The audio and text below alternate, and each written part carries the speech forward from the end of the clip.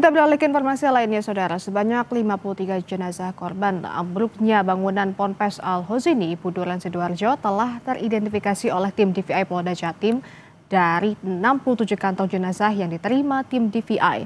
Kini masih ada 11 kantong jenazah yang masih dalam proses identifikasi. Dua jenazah terbaru yang berhasil diidentifikasi tim DVI Polda Jatim adalah Haikal Fadil Al-Fatih, 12 tahun, dan Syamsul Arifin, 18 tahun. Keduanya asal Bangkalan, Madura. Tim DVI Polda Jatim menyebut identifikasi kali ini sudah memasuki fase tersulit karena kondisi jenazah dan juga sampel DNA-nya mulai berkurang maupun dalam kondisi tidak baik. Tim DVI pun membutuhkan waktu yang lebih lama untuk mengidentifikasi 11 jenazah melalui tes DNA.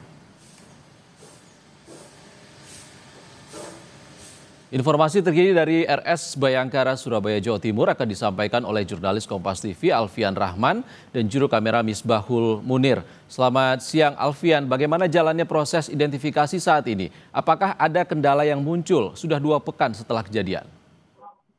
Ya, selamat siang Ihsan dan juga saudara. Begitu memang proses identifikasi yang berlangsung di RS Bayangkara, Surabaya, Polda Jawa Timur masih berlangsung selama 24 jam nonstop oleh tim DVI Polda Jawa Timur, melibatkan juga dari tim Mabes Polri dan lain sebagainya. Ini untuk proses mempercepat proses identifikasi yang dilakukan. Tidak hanya identifikasi, Ihsan dan juga saudara, ada juga rekonsiliasi antropologis dan juga toksikologis yang juga merupakan bagian dari proses identifikasi, mencocokkan data dari antemortem dan juga data postmortem, termasuk juga data medis dan juga susunan gizi, termasuk juga hasil ekstraksi dari DNA para korban. Hingga saat ini memang informasi kami dapatkan dari Kabid Dokes Polda Jawa Timur, Kombes Pol M. Kusnan Marzuki, seluruh sampel DNA dari 67 kantong jenazah yang diterima oleh tim DVI memang sudah dikirim ke Pusdokes Mabes Polri begitu, dan hasilnya hingga saat ini sudah terdapat 53 yang berhasil diidentifikasi.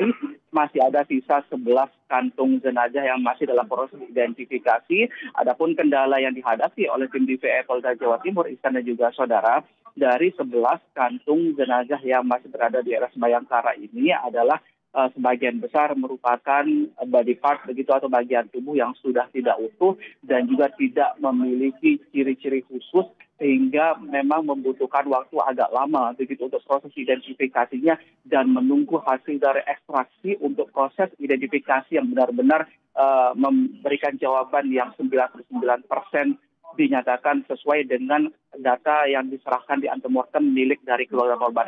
Memang itu yang menjadi tantangan utama dari tim DVI Polda Jawa Timur saat ini adalah menunggu dari hasil ekstraksi DNA yang dikirim dari Mabes Polri. Begitu, Ihsan.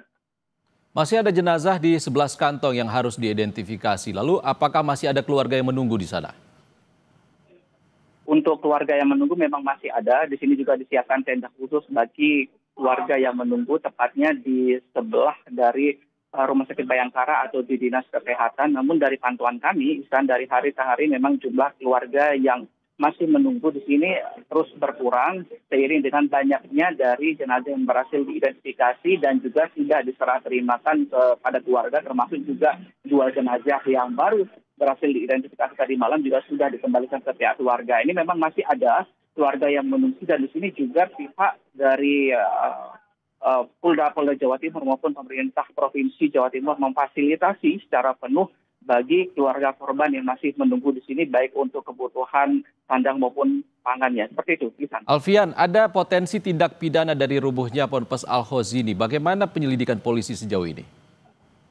Ya, informasi yang kami dapatkan dari Kabid Humas Polda Jawa Timur sendiri, memang hingga saat ini status sudah dinaikkan dari tahap penyelidikan menjadi tahap penyidikan, karena memang ada ditemukan dugaan tindak pidana yang terjadi akibat rubuhnya musola Ponpes Al-Hozini. Sudah ada 17 saksi yang diperiksa begitu, dan juga sudah dilakukan gelar perkara, termasuk juga mengambil beberapa sampel dari reruntuhan untuk diperiksa dan diteliti lebih jauh, dan meminta keterangan juga nanti dari para ahli, termasuk ahli struktur bangunan dan lain sebagainya, yang dipastikan oleh Kabid Humas Polda Jawa Timur sendiri, Ihsan dan juga saudara.